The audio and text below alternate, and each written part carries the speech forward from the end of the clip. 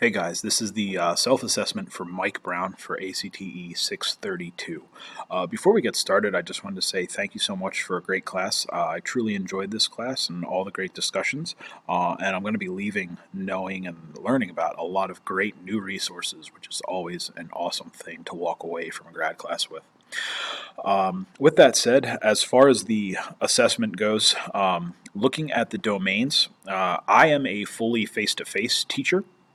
However, I do have some aspects of a blended classroom by using Google Classroom in my room. So the way I kind of approach this assessment, I looked at the blended aspects that I do where I could, and then for other parts of the standards as I went through, I looked at how I address them in my face-to-face classroom, and if I were to go to a fully online classroom, how that would kind of evolve for me. With that said, I'm going to go ahead and get started. Looking at domain one, it is the design and development domain, making sure you design and develop a varied online content. So the first standard is creating learning experiences to enable student success. So with the current course that we're in, the development of the inclement weather unit was I think a great kind of overarching lesson. And looking at the Aurora Institute, the INACOL standards, as well as the QM standards, is one way I think I can show my understanding of creating material that is going to help or lead to student success.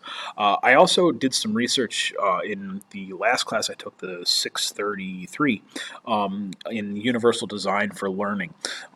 As far as the UDL guidelines go, they look at the effectiveness or look at what you're creating, and making sure that you're making the materials with the idea of improving learning for every student in the classroom, not just those with specific learning disabilities or other needs.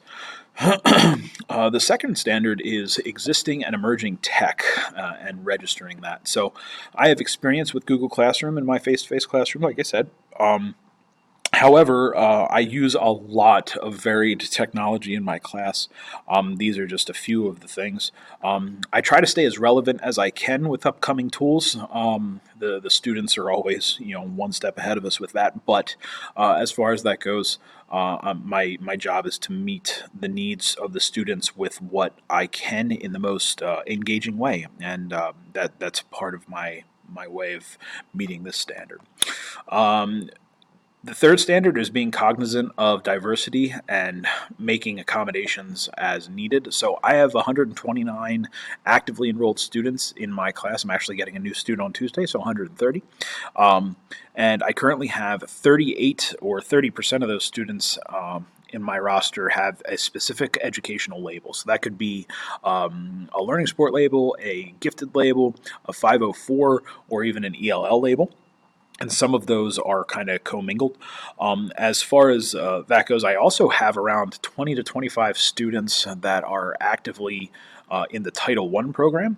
And as far as the Title I program, if you're unfamiliar, it's kind of based around the poverty level to some degree. There's a lot more that goes into it, but making sure that those students succeed. So, to meet those needs, I do have to make sure I make accommodations, and that's definitely a standard I'm able to meet within the classroom in varied assessments, as well as building materials for those students. For domain 2, it's delivery of the online material. So the first standard is planning, designing, and incorporating strategies. Though I don't teach an online class, I do effectively, I think, use Google Classroom in my face-to-face classroom. I try to do this in as creative and effective ways as I can. In the past, I have had the students create websites based around scientific inquiry, just as a repository that lives on the web that'll follow them. We also have class collaborations with Google Docs for lab data collection. I even have a colleague that teaches the other team of students, of 8th graders, and her and I teach very similarly in design or by design, and that way we can gather information and share lab data across the hallway, if you will, and have larger data sets and have some interaction between the students in the two different teams. Um, for the next standard, prompt and regular feedback. So, like I said, I don't have an online component in the same aspect as what I think this question is asking, or this competency is looking at. However, um, I do try. I understand that the students, their grades are essentially their paycheck. So I want to make sure that I get their graded materials back to them as quickly as I can, and that's something I think I would carry into the online classroom. I also do have an open door policy for my students. I try to make sure I'm as open as I possibly can, and this extends to email as well. The students have Gmail accounts that they can all email whenever they want, and I try to respond as best I can, as quickly as I can, to their questions and needs.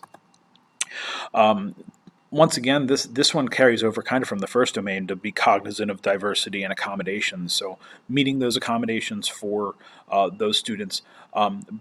That being an ethical as well as a legal issue for teachers, you need to make sure that you're up on what you need to do to accommodate for those students that may have specific learning needs, and keeping those accommodations in the forefront of your educational materials you provide. For the next domain, domain 3, looking at assessment, standard 1 talks about the validity and reliability of the procedures used. So at this point, I do not do online tests. I still am a paper test person. In polling my students, which I do every year, most of them prefer paper tests still. I haven't crossed that threshold where I have more students that prefer an online assessment.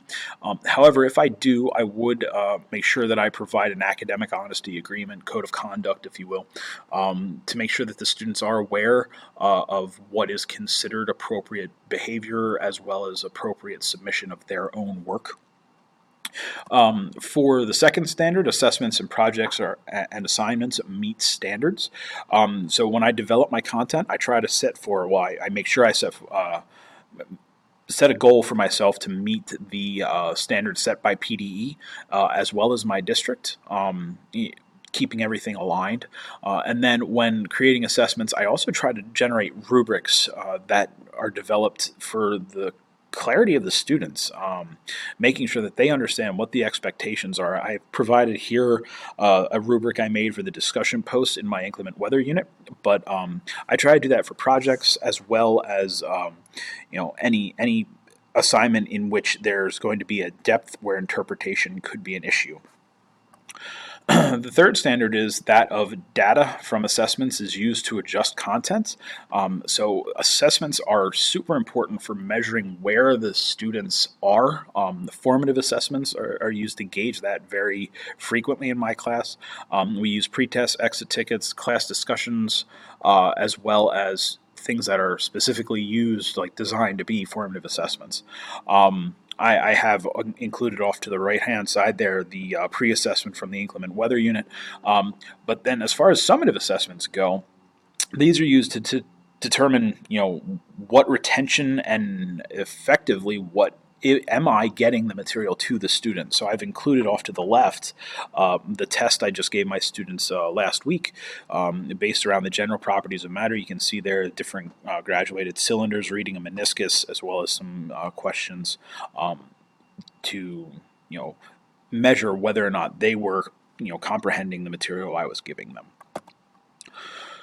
As far as domain 4 goes, it's the emerging trends and professional responsibility. So understanding digital citizenship, legal issues, confidentiality. So the first standard under this domain is models and guide safe behavior. So within an online course, I would make sure that I establish what is correct and incorrect behavior. For the inclement weather unit, I put up netiquette rules just for the discussion post, because I feel that that's a really important aspect when you're discussing with your peers online, to make sure you have proper netiquette. I would also establish a code of conduct, just making sure that the students are aware that their actions will affect others and will reflect on them. As far as interaction with others, I make sure to keep a good professional standing, because that is part of the integrity of my position.